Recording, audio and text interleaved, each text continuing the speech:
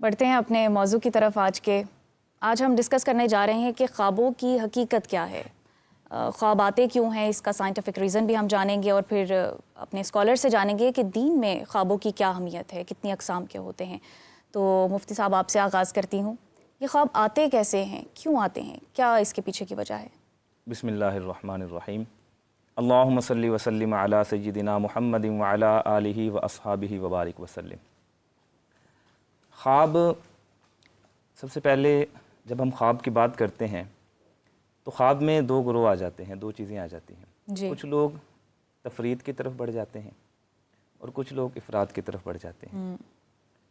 کچھ لوگوں نے تو ویسے ہی اس کا انکار کر دیا کہ یہ محض خیال ہوتے ہیں، یہ محض توہمات ہوتے ہیں، ان کی حقیقت کوئی نہیں ہوتی۔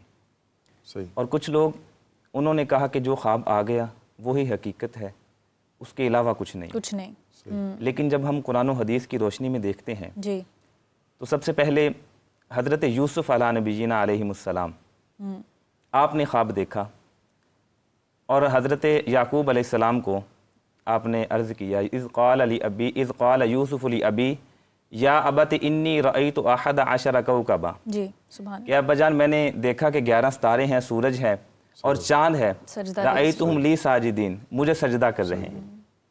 تو حضرت یوسف علیہ نبینا علیہ السلام نے جب یہ خواب دیکھا تو اس کی تکمیل ہوئی مصر میں، کہ جب آپ کے بھائیوں نے آپ کو سجدہ کیا۔ جی، اس کے بعد اگر ہم دیکھیں تو حضرت ابراہیم علیہ نبینا علیہ السلام نے خواب دیکھا، اور جو ذبح والا سارا واقعہ ہے حضرت اسماعیل والا، جی انی ارا فی المنام، فرمایا کہ میں نے خواب دیکھا ہے، جی، صحیح۔ اے میرے بیٹے میں نے خواب دیکھا ہے، انی ارا فی المنام انی اذبحک فانظر ماذا تری، کہ میں تجھے ذبح کر رہا ہوں۔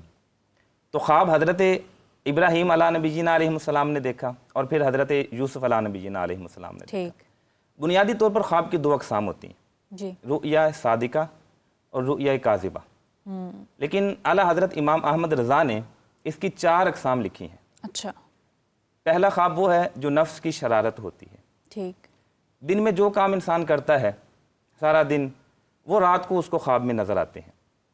صحیح۔ کچھ لوگ برے ہوتے ہیں، رات کو برے خواب آتے ہیں، کچھ لوگ سارا دن نیکیاں کرتے ہیں تو رات کو ان کو اچھے خواب آ جاتے ہیں۔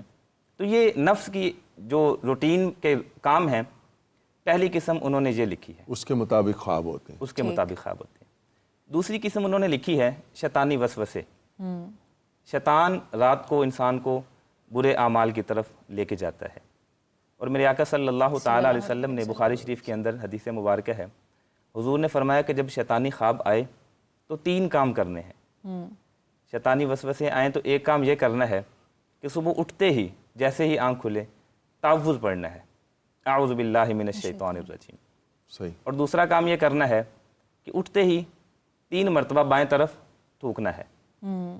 اور تیسرا کام کسی سے بیان نہیں کرنا یہ برا خواب شیطانی وسوسے۔ تو جب تم یہ 3 کام کر لو گے شیطان کے وسوسوں سے محفوظ ہو جاؤ گے۔ تیسری قسم انہوں نے لکھی کہ جو رؤیا صالحہ ہے، یہ تعبیر کے محتاج ہوتے ہیں۔ ٹھیک، یہ خواب، کوئی بھی خواب جب کسی کو آتا ہے، نیک لوگوں کو آتا ہے یا عام لوگوں کو آتے ہیں، تو یہ تعبیر کے محتاج ہوتے ہیں۔ مثال کے طور پر حضرت فضل، ان کو خواب آیا، نبی کریم صلی اللہ تعالیٰ علیہ وسلم کی بارگاہ میں انہوں نے کہا کہ یا رسول اللہ، میں نے دیکھا ہے کہ آپ کے جگر کا ایک ٹکڑا کٹ کے میری گود میں آ گیا ہے، میں بڑی پریشان ہوں۔ تو نبی پاک صلی اللہ تعالیٰ علیہ وسلم نے فرمایا کہ فضل حضور کی چچی ہیں، فرمایا پریشان ہونے کی ضرورت نہیں ہے، اللہ میری بیٹی فاطمہ کو ایک بیٹا دے گا جس کی پرورش تو کرے گی۔ سبحان واہ اللہ، واہ واہ، سبحان اللہ۔ تو پھر خواب مکمل ہوا، تعبیر ہوئی خواب کی، حضرت امام حسن پیدا ہوئے اور حضور نے لیا گود میں اور اذان پڑھی۔ اذان پڑھنے کے بعد پھر فرمایا چچی یہ لے تیرے خواب کی تعبیر ہو گئی ہے۔ یہ تیسرا خواب۔ اور اگر ہم دیکھیں تو اذان کی ابتدائی خواب کے ذریعے ہے کہ جب اللہ رب العزت نے نماز کا حکم دیا، نماز کا حکم دینے کے بعد پھر اذان کا مسئلہ ہوا کہ لوگوں کو کیسے بلایا جائے۔ ایک صحابی نے انہوں نے یہ مشورہ دیا کہ ہم یہ جو اپنی زبان میں پرالی جسے بولتے ہیں، اس کو آگ لگائیں اور تاکہ شعلے اوپر بڑھیں گے، لاوے اوپر نکلیں گے تو لوگوں کو پتہ چل جائے گا۔ ٹھیک، ایک نے مشورہ دیا کہ ہم ایسا کرتے ہیں، بلند مقام پہ جا کے دف بجاتے ہیں، لوگوں کو پتہ چل جائے گا۔ تو نبی پاک صلی اللہ تعالیٰ علیہ وسلم نے فرمایا کہ اپنے اپنے گھروں کو چلے جاؤ، صبح اس کا فیصلہ کریں گے۔ ٹھیک، تو لوگ اپنے اپنے گھروں کو چلے گئے صحابہ کرام. صبح جب آئے تو ایک صحابی کہنے لگے یا رسول اللہ میں نے خواب دیکھا ہے. دوسرے آئے یا رسول اللہ میں نے بھی دیکھا ہے. ادھر سے حضرت عمر فاروق بھی آ گئے, اللہ کے نبی میں نے بھی خواب دیکھا ہے. تو حضور نے فرمایا اچھا ایک ایک کر کے بتاؤ کیا خواب دیکھا ہے. ایک صحابی نے کہا کہ اے اللہ کے نبی میں نے خواب دیکھا ہے, خواب میں مجھے ندا آئی ہے اللہ اکبر اشہد ان لا الہ الا اللہ اشہد ان محمد رسول اللہ حی علی الصلاۃ حی علی الفلاح, یہ مجھے ندا آئی ہے. تو دوسرے صحابی نے کہا اللہ کے نبی مجھے بھی یہی خواب میں ندا آئی ہے. ادھر سے حضرت عمر فاروق کہنے لگے اے اللہ کے نبی مجھے بھی یہ خواب میں یہی ندا آئی ہے. تو حضرت رسول اللہ صلی اللہ تعالی علیہ وسلم نے حضرت بلال حبشی کو فرمایا کہ کعبے کی چھت پہ چڑھ جاؤ اور یہ ندا کرو. تو اذان جو ہم دیتے ہیں آج کے اس دور میں اس کی بنیاد ہی خواب ہے. مفتی صاحب آپ کے بات سے مجھے یہ نقطہ میرے پاس آیا ہے کہ جیسے کہ انبیاء کرام کا ذکر ہو رہا تھا, حضرت یوسف علیہ السلام کا ذکر ہوا کہ انہیں خواب آیا, حضرت ابراہیم کو. اس بات میں تو کوئی شک نہیں ہے کہ انبیاء کرام کے جو خواب ہوتے ہیں وہ سچے ہوتے ہیں, لیکن جیسا کہ ابھی مفتی صاحب نے فرمایا کہ صحابہ کرام نے بھی خواب دیکھے, تو پھر انبیاء کے بعد وہ کون سی شخصیات ہیں کہ جن کے خواب سچے ہوتے ہیں؟ بسم اللہ والصلاة والسلام علی رسول اللہ وعلی آلہ واصحابہ ومن اتبع الہدی اما بعد. خواب حقیقت ہیں, جیسے مفتی صاحب نے بہت ہی اچھی بات کہی. جی قرآن مجید میں انبیاء علیہم الصلاۃ والسلام کے علاوہ بھی خواب موجود ہیں. قرآن پاک میں 6 خواب بیان کیے گئے ہیں اور 3 خواب وہ انبیاء کے ہیں, جیسے حضرت یوسف کا خواب. جی اسی طرح نبی کریم صلی اللہ علیہ وسلم نے عمرہ کے بارے میں خواب دیکھا کہ ہم جا رہے ہیں عمرہ کرنے کے لیے. اللہ تعالیٰ نے جب بعد میں وہ حدیبیہ کے مقام پہ روک دیے گئے تو صحابہ کرام پریشان ہو گئے کہ اللہ کے رسول کا تو یہ خواب تھا.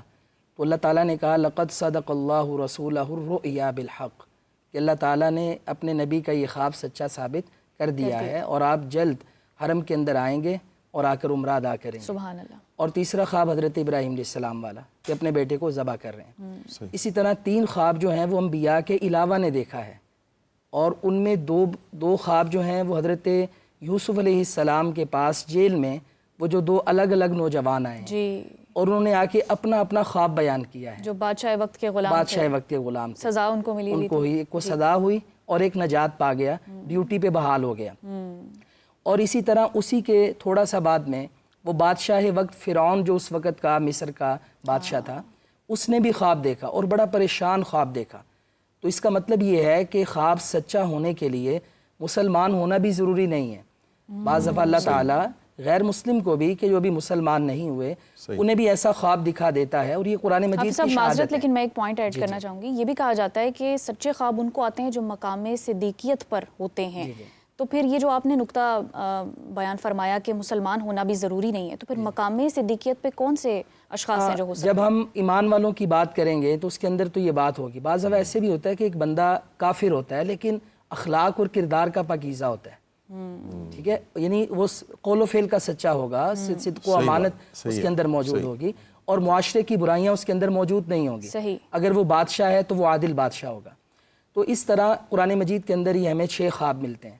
اب جب ہم اسے رسول کریم علیہ الصلاۃ والتسلیم کی سیرت مبارکہ میں اور احادیث میں دیکھتے ہیں تو ہماری جو بڑی کتابیں ہیں صحاح ستہ ہیں اور اس کے علاوہ حدیث کی, اس کے اندر پراپر ہمیں ابواب ملیں گے. کہیں کتاب الرؤیا کے نام سے, اور اگر بخاری شریف میں دیکھیں گے تو کتاب التعبیر کے نام سے. ٹھیک. اور اس میں نبی کریم علیہ الصلاۃ والسلام کی یہ عادت مبارکہ تھی کہ آپ فجر کی نماز کے بعد بیٹھ جاتے اور صحابہ کرام کی طرف اپنا چہرہ پر انوار کرتے اور کہتے کہ آج جو خواب دیکھا ہے مجھے بیان کریں. تو صحابہ کرام اپنے اپنے خواب بیان کرتے اور اللہ کے رسول علیہ السلام اس کی بھی تعبیر کرتے. پھر اسی طرح نبی پاک علیہ السلام نے جو خواب دیکھے ہوتے آپ وہ بھی بیان کرتے اور اس کی تعبیر فرماتے. کیونکہ اس کی وجہ یہ ہے کہ انبیاء علیہم السلام کے جو خواب ہیں وہ وحی ہیں اور حقیقت ہیں.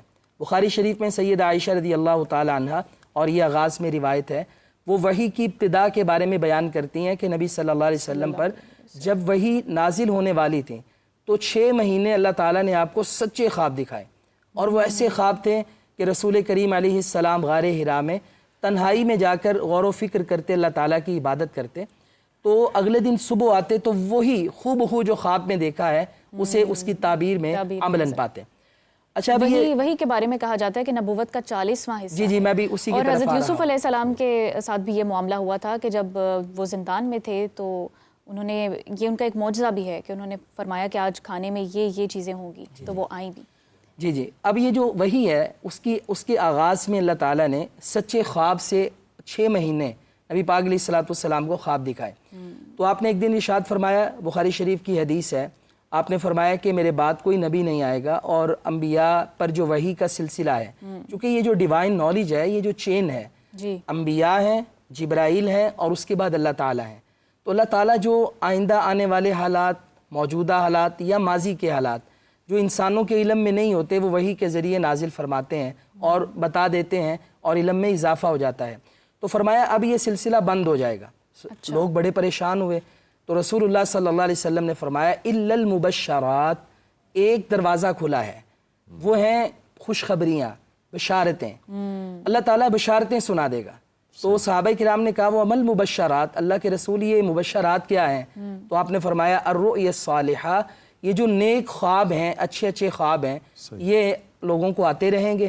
تو اس کا مطلب یہ ہے کہ اللہ تعالیٰ قیامت تک, اگرچہ انبیاء دنیا سے رخصت ہو گئے, نبوت کا دروازہ بند ہو گیا, اللہ تعالیٰ یہ مبشرات کے ذریعے, نیک خوابوں کے ذریعے لوگوں کی رہنمائی کرے گا. اور آپ نے کہا کہ یہ نبوت کا 46واں حصہ ہے. اب بعض لوگ یہاں پہ خطا کھاتے ہیں, وہ یہ سمجھتے ہیں کہ شاید نبوت کا دروازہ بند ہو گیا اور یہ حدیث میں آیا ہے کہ نیک خواب جو ہے یہ 46واں حصہ ہے, تو کیا ہم یہ خواب دیکھ کر ہمارے اوپر بھی وحی آ گئی ہے؟